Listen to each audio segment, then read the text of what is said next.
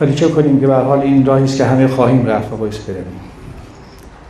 به قول خیام، یاران موافق همه از دست شدند، در پای اجل یکان یکان پست شدند. بودیم به یک شراب در مجلس عمر، یک دور ز ما پیشترک مست شد. و قصه بر اون کسانی خواهد بود که میمانند و دوری عزیزان رو به سختی باید تحمل کنند. درخت قلب جونم کرده ریشه،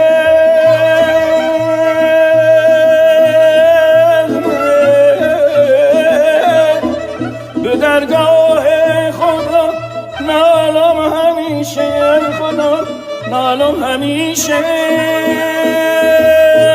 عزیزون قدر یک دیگر بدونیم،